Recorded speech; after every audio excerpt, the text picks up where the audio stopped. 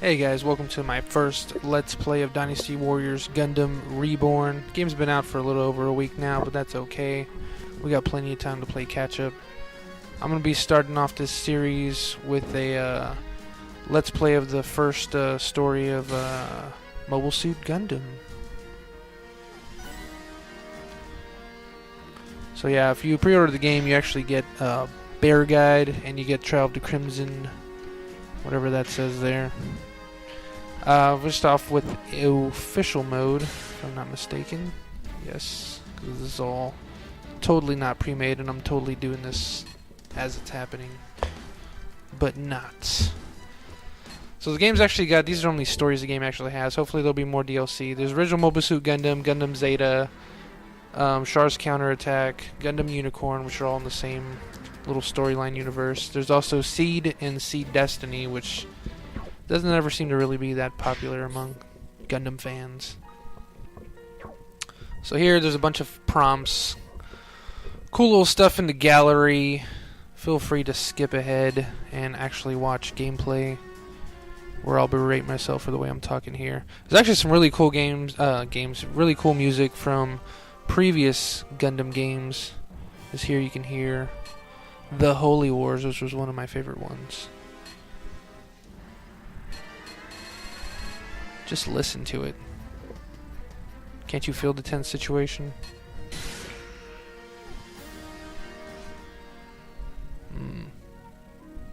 To be honest, I'm actually kind of digging this new music. It's very peaceful and calm. Makes you feel like squishing birds under your feet. Something like that, I don't know. What's interesting about this game is that it was actually imported or ported from Japan, so there's no English dialogue. The game is like literally just like, hey, we're not going to put physical copies yet or at all. I'm not really sure. So they just made it digital download through the PSN, so that makes any PS3 users feel very special. Supposedly, I didn't confirm this at the time of recording, but they're making a version for the PS4, and supposedly it's going to have more content and everything. So hopefully we'll get a lot more mobile suits, other Gundam characters from different universes and storylines, because I would love to play some Double Zeta, some Gundam Wing storyline. Who's with me on that, huh? I'm starting the game off on normal. I can do it hard, but it's my first time playing the game, so bear with me. I'll let you soak in some of that sweet mobile suit history. Or I don't know, you can fast forward if you want to. I'd recommend not, because I'm totally not ruining this commentary. And that's the last thing you may or may not want. You might desire it for a place where people were born, raised, and died. That's literally in like every episode of Mobile Suit Gundam, and it got annoying after like the first 5. That's a place where people born, live, and die, like no other places like that. That's a Zaku, in case no one knows. That's a meteor, very large.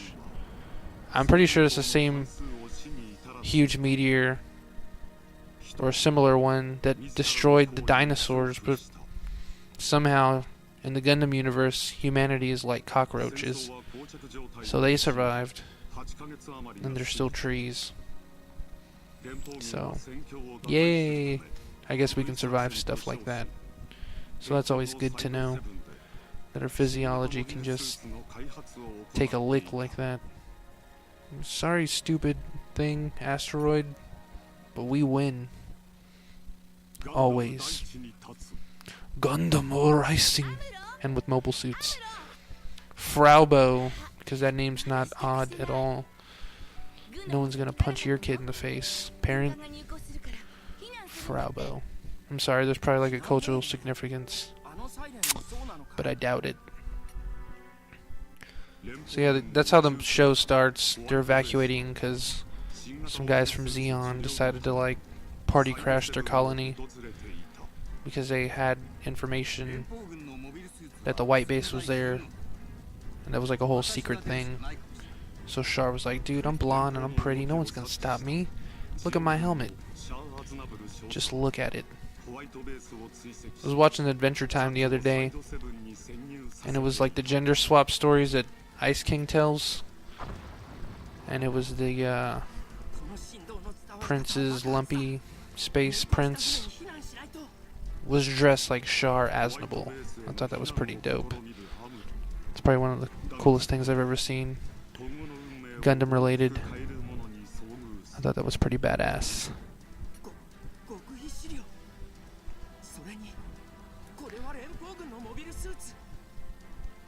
I actually would like to see like a high definition version of the original Mobile Suit Gundam, because just these little screenshots are like really gorgeous looking.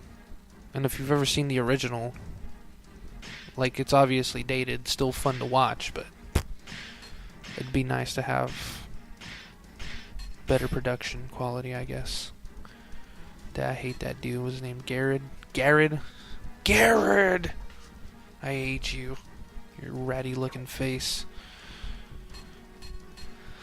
So a lot of these things from the original games actually carried over. So Pilot Sense, Headshot. There's some that come later on, which is just one bar and they cost a little bit more. So I guess they're more worthwhile ones having. And the ones that don't like level as you go along, you just kind of have them. We're starting off pretty accurate. We got Amuro, Bride, Frau Bow. We don't have any refugees though, so that's a big negative. We need refugees helping out and getting into mobile suits.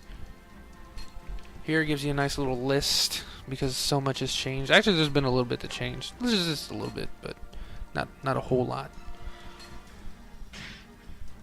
The screens definitely look a lot prettier, like the darker tone. It's easier in the eyes, not so bright whenever I'm sitting 1 foot away from my television screen. And I love this transition. Well, they didn't do it right now. Maybe they'll do it later. Right now, watch. Of course it works, man. It's what they've been working on this whole time. Did you not see the manual? Levantate. That's a translation to Spanish. From Japonese. Yeah! I'd say the same thing too. Yeah! I'm shooting out of my face. Look at that. Just like that step, like, don't shoot, and then he shot. I'm just like, dude, it just got painted. What are you doing? Of course it doesn't even scratch it. It doesn't scratch the suit, but it scratches the paint. Look, he just even, like, huffed and puffed. And now he's gonna blow Yozaku down. Look at that. That's like the Batman look. It's like he just went Batman. Here, I'm just testing out a little bit of the dashing. The dashing, I feel, is not as responsive as it was in Gundam 3. But I'm still getting used to it at this point. A week in, 2 weeks in. And I'm still having trouble recovering. You'll see later, and I'll explain as it goes on. Here, it gives you a nice little field advice. I kind of wish I could skip over this. And I probably could. I just didn't see it in the options. But there's some interesting stuff that it tells you that I didn't really get a chance to look at. So here you can actually press R3. I never do it because I didn't even pay attention. I didn't even know it was there. That's how much I pay attention to these things. But you can hit R3 and you lock on just like you did in previous games when you're fighting mobile armors. And that little thing you picked up replenishes that little glowing orange gauge to the left of Amuro. And that actually comes into play later on. I don't utilize it a whole bunch because I'm just like having fun hacking and slashing here. Right now I'm still kind of like, oh my god, this game has happened. And I'm just killing everything. But with attack number 4, well actually all these attacks, that little swipe right there, that last little dash swipe, makes you feel like you're Naruto or something. And even that little trident throw, those are actually extra attacks on top of your special attacks. So you press square, triangle, and if you press triangle again, it adds an extra attack. Not all of your attacks can actually do that, but the ones that do, I gotta say it's pretty boss. So here's telling you how to do the whole SP attack thing. There's a lot of different commanders, although they don't really count. This just shows you how weak my swipes are. But there's like raid commanders and ambush commanders and stuff like that. So they kind of brought that little thing from the actual original Dynasty Warriors series, gate commanders, things like that. They kind of give you incentive for just fighting them in general, because if you let them get past you, they'll take over other fields that you've already taken over and make life harder, which also kind of adds value to the gameplay, because it just makes you want to go and do other stuff or make sure you take care of them, because it's like that old saying, you know, you let this one dude go and all of a sudden you lose the war. I just totally made that one up, so there's actually no saying actually ever says that until today or tonight, depending when you're listening. And you level up in real time. That was another really cool thing. When I saw that, it's like, you're kidding me, you're kidding me, you can level up in game. Yeah, later on, and you'll see, I can actually access the attacks that I gain by leveling up, so I can do the charge attack 4, 5, and 6. This is a nice little badass weapon that helps with your combos. If you hold down triangle, it creates an even larger beam cannon. Of course, here you still have aerials, the different aerial supers. Here's what I was talking about earlier with the scout commanders. You take these guys out, and I think you take over the field, and you can press R3 on them, so you only focus on them. And as you can see, you level up pretty fast in this game, and you can still rack up kills at a pretty alarming rate, even for as weak as your mobile suit is. But it could just be the story mode. I haven't played any of the other modes yet, because as you're seeing this, you're playing with me for the very first time. And as you can see here, your level ups are more apparent when you pick them up. So I have the little speed up, and it just goes around me like little spheres, because I'm a god of Gundam. And here comes Char's punk ass. And this special, in the last game, it was kind of garbage. It was good when you're playing singles, and the Trident attack really only focused on that single character. But here, you can throw the Trident attack anywhere, and it kind of has like an aura around it, so anything it passes by also gets destroyed, even if it doesn't directly hit it. So even doing this special in a random area, totally worthwhile.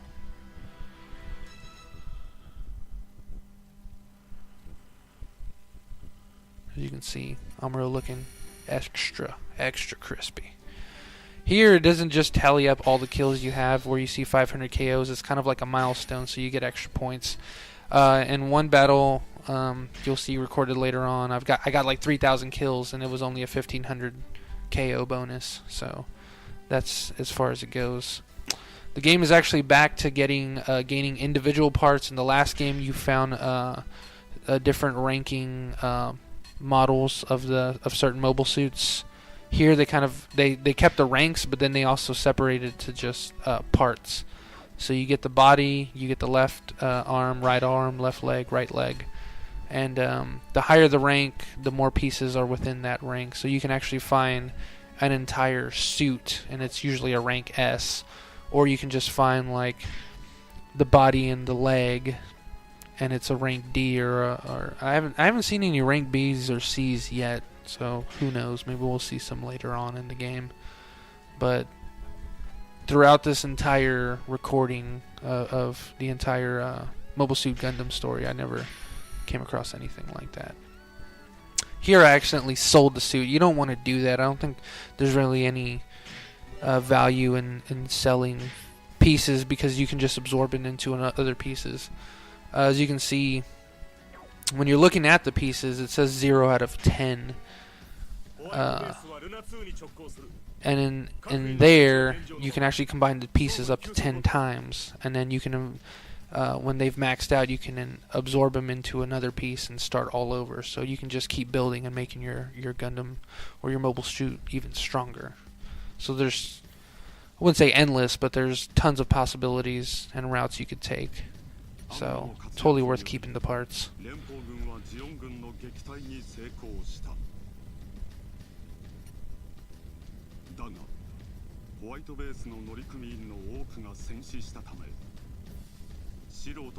I like how that dude in the corner's just like, whatever, man.